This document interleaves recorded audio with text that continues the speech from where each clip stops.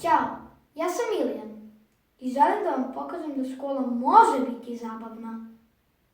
Današnja lekcija se zove upoređivanje predmeta.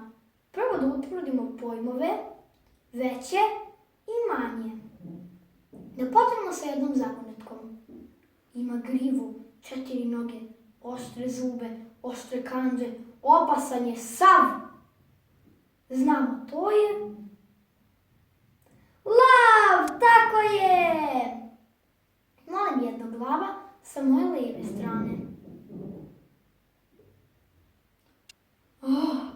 To je pravi. Je ovo bezbedno? Dobro. Sada kada imamo veliku mačku, želim jednu malu mačku sa moje desne strane. Kako je slatka!